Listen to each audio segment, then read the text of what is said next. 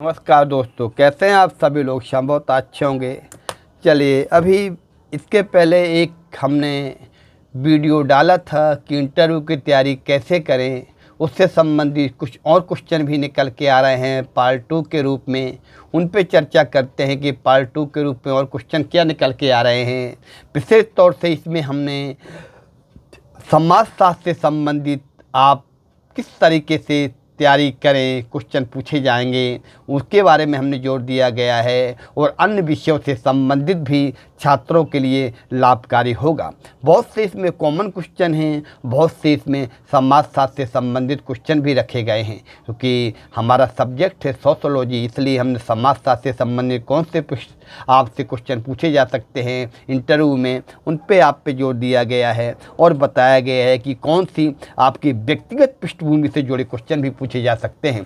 सबसे पहले निकल के आ रहा है कि आप जैसे ही आप इंटर करते हैं इंटरव्यू में, सबसे पहले आपसे पूछा जा सकता है कि आप अपना संक्षिप्त परिचय दें। क्या पूछ सकते हैं? संक्षिप्त परिचय पूछ सकते हैं आपसे कि आप अपने बारे में बताइए। आपको अपने बारे में विस्तार से बताना है और संक्षिप्त में बताना है, ज़्यादा विस्तार से नहीं, संक्षिप्त में। इतना संक्षिप्त में केवल नाम थोड़ा सा और बता सकते हैं अपने बारे में, संक्षिप्त परिचय दें। फिर दूसरा क्वेश्चन निकल के आ रहा है कि समाजशास्त्र किसी अन्य विषय को चुनने का पूछा जा सकता है कि आपने यह विषय जो चुना है, इस विषय में आप इंटरव्यू देने आए हैं, इस विषय को चुनने के पीछे आपकी व्यक्तिगत रुचि क्या रही है, पूछ सकते हैं। हम सोशियोलॉजी की बात कर रहे हैं या कोई अन्य विषय भी हो सकता है कि आपने अगर समाजशास्त्र चुना है, हिस्ट्री चुना है, ज्योग्राफी चुना है, इस विषय को चुनने के पीछे आपकी व्यक्तिगत रुचि क्या रही है। अगला जो क्वेश्चन निकल के आ रहा है कि आपने पढ़ाने का कैरियर क्यों चुना, क्यों आप इस क्षेत्र में जाना चाहते हैं, इस पे भी क्वेश्चन निकल के आ रहा है। अगला क्वेश्चन निकल के आ रहा है कि आप प्राध्यापक ही क्यों, जो एक प्राध्यापक होता है, असिस्टेंट प्रोफेसर होता है, उसमें कौन सी ऐसी खूबियां होनी चाहिए, गुण होने चाहिए, कि इस पे जोड़ दिया गया है गुण पे। अच्छे प्राध्यापक में क्या गुण होने चाहिए। अगला क्वेश्चन आ रहा है कि आप उक्त जो विषय लिया है को छात्रों के लिए रोचक कैसे बनाएंगे। अगर आपने सोशियोलॉजी लिया है, हिस्ट्री लिया है, तो इसको आपको छात्रों को जब पढ़ाएंगे तो उसके लिए रोचक कैसे बनाएंगे, किस तरीके से आप इसको पढ़ाएंगे कि रोचक विषय लगे। अगला क्वेश्चन निकल के आ रहा है कि कक्षा में विविध पृष्ठभूमि वाले छात्रों को आप कैसे संभालेंगे। छात्र जो कक्षा में जितने भी छात्र होते हैं, अलग अलग पृष्ठभूमि से होते हैं, उनको आप कैसे संभालेंगे। ऑनलाइन तथा ऑफलाइन शिक्षण में क्या अंतर है, ऑनलाइन तथा ऑफलाइन शिक्षण में क्या अंतर है, इस पे भी आपसे पूछा जा सकता है। अगर आपके पास पढ़ाने का अनुभव है तो इससे भी क्वेश्चन काफ़ी निकल के आते हैं। आपने रेगुलर टीचर के रूप में कार्य किया है तो आपने क्या क्या जिम्मेदारियां निभाई हैं कॉलेज में, ऐसा कोई अनुभव बताएं जिससे ने आपकी शिक्षण क्षमता को प्रभावित किया है। इस पर भी क्वेश्चन निकल के आ सकता है। अगला क्वेश्चन देखते हैं हम क्या निकल के आ सकता है। आप क्लासरूम में अनुशासन कैसे बनाए रखते हैं। अगर आप कक्षा में पढ़ाने जाते हैं, क्योंकि आपके पास पढ़ाने का अनुभव है, तो आप अपने क्लासरूम में अनुशासन को कैसे काम करते हैं बच्चों के बीच में। एक टीचर के रूप में आपकी सबसे बड़ी ताकत तो कमजोरी क्या है, इसमें भी क्वेश्चन पूछा जा सकता है। आपकी हॉबी, आपकी जो भी हॉबी है, संगीत सुनना या गीत गाना, भजन, वे टीचिंग के लिए कैसे सहायक हो सकती है, आपसे पूछा जा सकता है। जो आपकी हॉबी है, ये शिक्षा के टीचिंग के क्षेत्र में कैसे सहायक हो सकती है। तनाव की स्थिति में आप खुद को कैसे संभालते हैं, इस पर भी क्वेश्चन पूछा था। जब तनाव में आते हैं आप तो कैसे अपने आप को संभालते हैं। आपके अनुसार शिक्षा का मूल उद्देश्य क्या है। चयनित होने के बाद आप इस विभाग से क्या सुधार करना चाहेंगे। यह भी क्वेश्चन बनता है कि अगर आपका सिलेक्शन हो जाता है, आप सहायक प्राध्यापक बन जाते हैं, तो इस विभाग में आप क्या सुधार चाहते हैं। फिर इसके बाद आता है कि वर्तमान में सोशल मीडिया का युवाओं पर क्या प्रभाव पड़ रहा है। इस पर भी क्वेश्चन पूछा जा सकता है, सोशल मीडिया का युवाओं पर क्या प्रभाव पड़ रहा है। महिला सशक्तिकरण के लिए सरकार की प्रमुख योजनाएं कौन कौन सी हैं। महिला सशक्तिकरण के लिए सरकार की प्रमुख योजनाएं कौन कौन सी हैं। आज के समय में शिक्षक की भूमिका कैसे बदल रही है। इस पर भी क्वेश्चन बन सकता है कि वर्तमान में शिक्षक की भूमिका कैसे बदल रही है। अगला क्वेश्चन है आपका, आप असफलता को कैसे संभालते हैं। इस पे भी क्वेश्चन पूछा जा सकता है। आपके नाम से जुड़े। आपका नाम का अर्थ पूछा जा सकता है कि क्या आपके नाम के अर्थ का व्यक्तित्व पर कोई प्रभाव पड़ा है। जो आपका नाम है उसके आपके व्यक्तित्व पर क्या प्रभाव पड़ता है। आपके नाम को सुनकर लोगों की पहली प्रतिक्रिया क्या होती है, इस पर भी क्वेश्चन बनता है। आपके नाम का सांस्कृतिक या धार्मिक महत्व क्या है। अगर कोई आपका नाम है तो सांस्कृतिक और धार्मिक महत्व क्या है। क्या आपको लगता है कि आपका नाम आपको मजबूत पहचान देता है, इस पर भी क्वेश्चन निकल के आता है। क्या कभी आपके नाम को लेकर आपको मजाक का सामना करना पड़ा है, ये भी क्वेश्चन निकल के आ रहा है। कि आपको मौका मिले तो आप अपना नाम बदलना चाहेंगी, क्यों। अगर क्यों नहीं तो इसका भी जवाब देना पड़ेगा। आपके अनुसार नाम और व्यक्तित्व के बीच क्या संबंध होता है, इस पर भी क्वेश्चन निकल के आ रहा है।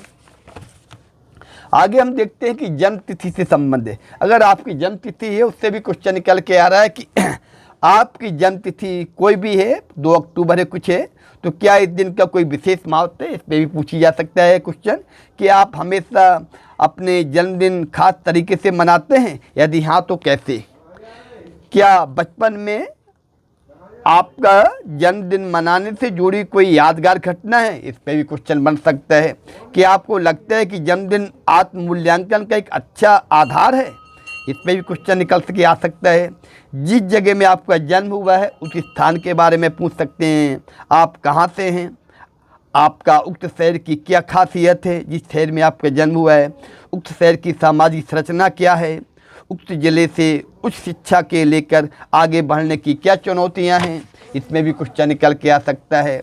उक्त जिले की ऐतिहासिक व सांस्कृतिक पहचान क्या है, उक्त जिले के स्मारक कौन कौन से हैं जिस जिले में आपका जन्म हुआ है, उक्त जिले से निकलकर आप कैसे उच्च शिक्षा और नेट तक पहुँचे हैं या पहुँची हैं, इस पर भी क्वेश्चन पूछ सकते हैं। 10वीं 12वीं जो किया है उससे भी कुछ क्वेश्चन निकल के आ सकते हैं कि 10वीं में आपका पसंदीदा विषय कौन सा था, क्यों था। 12वीं में अगर आपने PCM से किया है, किसी और विषय से किया है, तो कौन आपको सबसे चुनौतीपूर्ण लगा। 12वीं में सबसे अच्छा आपका प्रदर्शन किस विषय में रहा है, ये पूछ सकते हैं। 10वीं और 12वीं के विषयों ने आगे की पढ़ाई में किस प्रकार आपकी मदद की, इस पर भी क्वेश्चन निकल के आ सकता है। आगे हम देखते हैं आपने PG किस विषय से किया है। मान लीजिए आपने सोशोलॉजी से किया है तो उससे क्वेश्चन बहुत सारे निकल के आएंगे। आपने समाजशास्त्र में PG करने का निर्णय क्यों लिया। अगर आपने मान लीजिए सोशोलॉजी से PG किया, इतिहास से किया, तो पूछ सकते हैं आपने निर्णय क्यों लिया सोशोलॉजी से PG करने का। PG में आपका पसंदीदा विषय का पेपर कौन सा था जब आप PG कर रहे थे। PG में आपके द्वारा कौन सा रिसर्च पेपर लिखा गया, कोई रिसर्च पेपर लिखा है तो उसको भी आप बताएंगे। समाजशास्त्र का पूछ सकते हैं कि PG में सोशोलॉजी रहा है तो समाजशास्त्र का वैज्ञानिक स्वरूप आप कैसा समझाएंगे। समाजशास्त्र के वैज्ञानिक स्वरूप के बारे में पूछ सकते हैं। समाज शास्त्रीय दृष्टिकोण क्या है, ये भी पूछ सकते हैं आपसे। आपने MA में रिसर्च मेथोलॉजी में क्या क्या सीखा है। रिसर्च मेथोलॉजी का पेपर होता है MA में, सोशोलॉजी में, उस पर भी क्वेश्चन पूछा सकता है। सैम्पलिंग टेक्निक्स कौन कौन से हैं, आपको इस पर भी क्वेश्चन पूछ सकते हैं। आप बता सकते हैं रैंडम सैम्पलिंग और नॉन रैंडम सैम्पलिंग, ठीक है। इसके बाद है आपका गुणात्मक और मात्रात्मक शोध में क्या अंतर है। सर्वेक्षण विधि की मुख्य विशेषताएं बताइए, इस पर भी क्वेश्चन बन सकता है। आपका जो सोशोलॉजी से संबंधित है, प्रश्नावली, साक्षात्कार, अनुसूची, रिसर्च से संबंधित है, इन पर क्वेश्चन पूछा जा सकता है। प्रतिभागी अवलोकन क्या है, इसके लाभ हानि क्या है। सामाजिक स्थिरीकरण क्या है, इस पर भी क्वेश्चन आ सकता है। कास्ट, क्लास एंड स्टेटस में अंतर बताइए। PG में ग्रामीण समाजशास्त्र में आपकी मुख्य समझ क्या विकसित हुई है। शहरीकरण का भारतीय समाज पर क्या प्रभाव रहा है। सांस्कृतिक परिवर्तन क्या है। सामाजिक समस्याओं को समाजशास्त्रीय दृष्टि से कैसे समझाया जा सकता है, इस पर भी क्वेश्चन निकल के आ सकता है। आगे जो हमारे क्वेश्चन निकल के आ सकते हैं, दुर्खीम के आत्महत्या की सिद्धांत को मुख्य बातें बताइए। वेबर की सोशल एक्शन थ्योरी क्या है।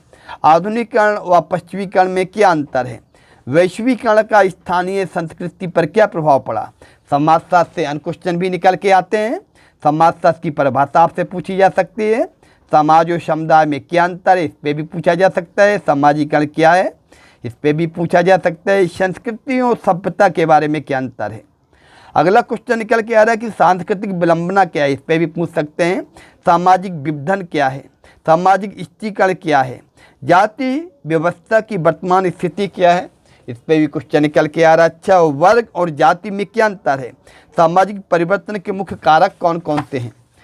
अगला क्वेश्चन है आपका आधुनिकीकरण, वैश्वीकरण, शहरीकरण के बारे में आप क्या जानते हैं, इस पर भी क्वेश्चन निकल के आ रहा है। शहरीकरण से कौन कौन सी समस्याओं में उत्पन्न होती हैं, ग्रामीण समाज की प्रमुख समस्याएं कौन कौन सी हैं, शहरी समाज की विशेषताएं बताइए। अपराध और विपतन में अंतर क्या है, लैंगिक असमानता के कारण क्या हैं, परिवार के प्रकार कौन कौन से हैं, विवाह के प्रकार कौन हैं, धर्म का समाज पर क्या प्रभाव पड़ता है, कार्ल मार्क्स का वर्ग संघर्ष का सिद्धांत बताइएगा, इस पर भी पूछा जा सकता है। समाजशास्त्रीय सोच पद्धति कौन कौन से हैं, प्रकार इसके, वर्तमान में भारतीय समाज की प्रमुख सामाजिक चुनौतियां कौन कौन सी हैं, इस पर भी क्वेश्चन पूछा जा सकता है। अगला क्वेश्चन है मध्य प्रदेश की जनजातियों से भी क्वेश्चन पूछ सकते हैं कि मध्य प्रदेश की प्रमुख जनजातियां कौन कौन सी हैं, गौंड जनजाति की सामाजिक और आर्थिक विशेषताएं बताइए, बैगा जनजाति को पवित्र जनजाति क्यों कहा जाता है, भिलाला और भील जनजातियों में क्या अंतर है, कोरकू जनजाति की आजीविका का क्या है, जनजातियों का मध्य प्रदेश के सांस्कृतिक विकास में क्या योगदान है। अगला क्वेश्चन करके आ रहा है कि आधुनिकता का जनजातीय समाज पर क्या प्रभाव पड़ा है। इन सारी चीज़ों पे बहुत सारी चीज़ें निकल के आ रही हैं। अगला जो आपका एक वीडियो रहेगा इंटरव्यू से संबंधित सारे विषयों से संबंधित रहेगा, उसमें हम आपको विशेष तौर से जोर देंगे, जो आपको बताया जाएगा भारत के लिए अंग्रेज़ों की शिक्षा नीति, स्वतंत्रता के बाद शिक्षा पर क्या जोर दिया गया, राधाकृष्णन आयोग, कोठारी शिक्षा आयोग, राष्ट्रीय शिक्षा नीति और समवर्ती सूची में शिक्षा, राष्ट्रीय शिक्षा नीति 1986, आचार्य राममूर्ति समिति, शिक्षा का अधिकार 86वां संविधान संशोधन, नई शिक्षा नीति, वैज्ञानिक विकास, सूचना प्रौद्योगिकी, उस शिक्षा के बारे में विस्तार से चर्चा करेंगे। अगले वीडियो में एक वीडियो आपको इंटरव्यू से संबंधित और प्राप्त होगा, इसमें बहुत नई नई जानकारियाँ मिलेंगी जो कि सारे सब्जेक्टों के लिए काम में आएंगी। किसी भी सब्जेक्ट से आप इंटरव्यू दे रहे हों, सबके लिए अति आवश्यक रहेंगी। चलिए बात करते हैं, मिलते हैं अगले वीडियो में, तब तक के लिए नमस्कार। वीडियो अच्छा लगा हो तो उसको लाइक करें, कमेंट करें और चैनल को अभी तक आपने सब्सक्राइब नहीं किया है तो सब्सक्राइब करें। धन्यवाद दोस्तों, नमस्कार।